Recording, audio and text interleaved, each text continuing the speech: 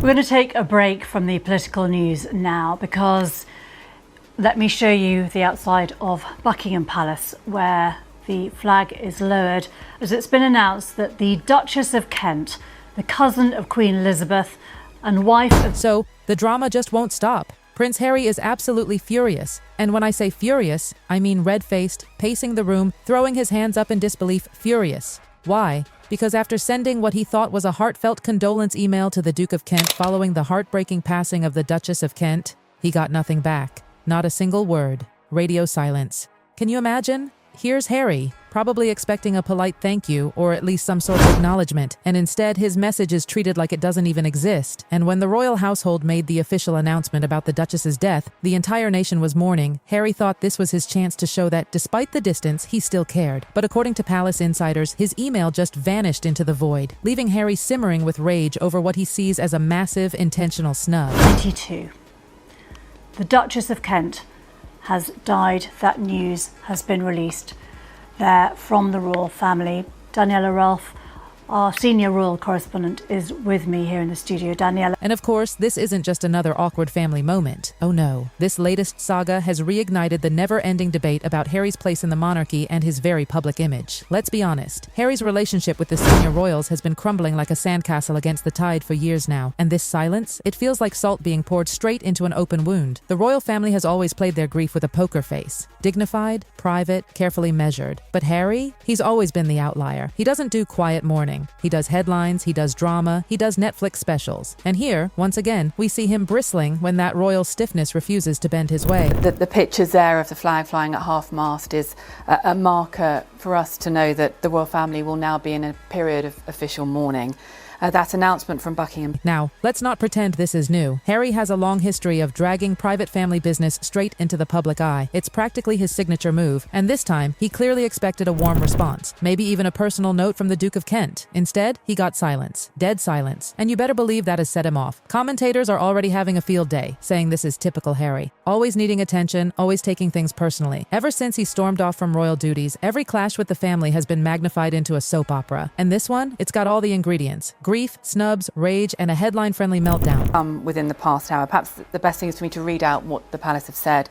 They say that it is with deep sorrow that Buckingham Palace announces the death of Her Royal Highness the Duchess of Kent. Let's not forget, Harry's track record isn't exactly spotless. From his explosive interviews blasting the monarchy, to his tell-all memoir, to Meghan and Harry's media tour where they aired out every grievance imaginable, the man has practically built a brand on conflict with the firm. But here's the real kicker. The Duke of Kent is famous for being reserved. He's not a chatty pen pal type. He's discreet, old school, and doesn't indulge in emotional exchanges, especially during times of mourning. So was this silence really meant to offend Harry? Probably not. But in Harry's mind, it was another betrayal, another deliberate dismissal, another headline waiting to be written. By her family.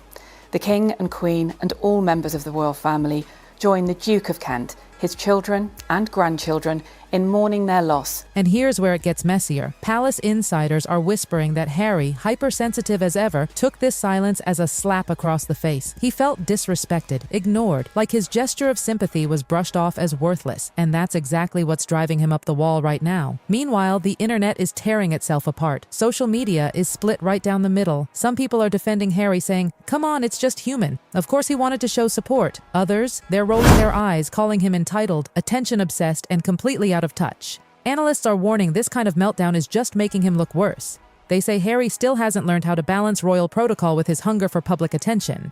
And honestly, they might have a point, because this isn't the first time, and it sure won't be the last. We'll remember perhaps the Duchess of Kent as the person who handed out the trophies at Wimbledon. If you were a watcher of Wimbledon during the 80s and 90s in particular, she was somebody who would hand over the trophies. And just when you think it couldn't get worse, insiders say Harry didn't stop at that one email. Oh no, he reportedly fired off follow-up messages, almost desperate for a reply that never came. Imagine the frustration, watching your words vanish into the void while the palace stays icy cold. The silence? Deafening.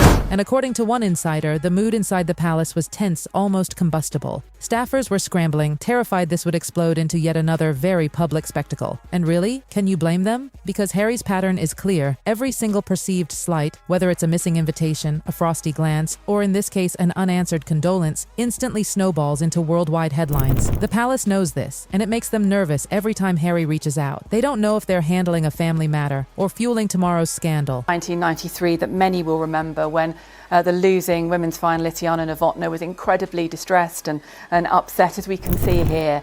And the Duchess was very empathetic, hugged her when she was in floods of tears there and deeply upset. And it was a moment, I think, where it was...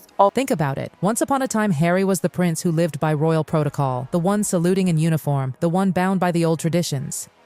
Fast forward to now, and he's at war with those very same rules. Every time someone doesn't respond to him the way he expects, it's another reason for him to blow up. The media, of course, is loving this. They're splashing bold headlines across the front pages. Harry fuming over snub, palace silence sparks outrage, Prince can't handle being ignored. And on social media, the crowd is tearing each other apart. Half of them pity Harry, saying he just wanted a kind word back. The other half, they're mocking him, saying he's turned into the boy who cries wolf, that every ignored email becomes some earth-shattering royal crisis. And honestly, both sides aren't wrong. Harry is grieving, but he's also feeding the media beast. A beast he claims to despise, but one he just can't seem to live without. And here's where it stings the most. Insiders say Harry doesn't just want acknowledgement, he wants validation. That's the word they used. Validation. He wants proof that he still matters, that his gestures carry weight, that he hasn't been completely cut off from the royal family's circle of respect. And when that validation doesn't come, he spirals. One palace insider summed it up perfectly. For a family that prizes silence and dignity, Harry's constant emotional outbursts are exhausting. Can you imagine how frustrating that must be for the royals who value composure above all else? They stay silent, he explodes. They retreat, he broadcasts. And in the process, what could have been a simple moment of private grief becomes yet another international drama. And the public? They're eating it up. On one side, you've got die-hard Harry supporters praising him for at least trying to connect, saying his email was a genuine attempt to bridge the gap. But on the other side, critics are downright brutal, calling him self-centered, petty, and obsessed with recognition. Commentators are now saying Harry has lost sight of what royalty was supposed to mean. Instead of duty and restraint, he's turned into a man consumed with image, validation, and endless grievances. And that, they argue, is exactly why these little flare-ups keep becoming headline news. Historians even jumped in, pointing out that the Duke of Kent has always been admired for his quiet diplomacy and his ability to keep things dignified. His silence wasn't rejection, they argue. It was tradition, a long-standing royal way of handling grief and correspondence. One Harry should have understood, but clearly didn't. For Harry, though, silence equals rejection. And when he feels rejected, the outrage comes pouring out, amplified by years of resentment, old wounds, and constant media battles. So now, what should have been a private exchange between family members has spiraled into global gossip fodder. Memes are flying around, Twitter threads are exploding, and once again, Harry is being painted as volatile and hypersensitive. And the worst part? This isn't just about one unanswered email anymore. It's about Harry's entire pattern. Every small slight becomes a symbol of his exile from the royal system, a system he can't seem to leave behind. And don't forget Meghan's shadow in all of this.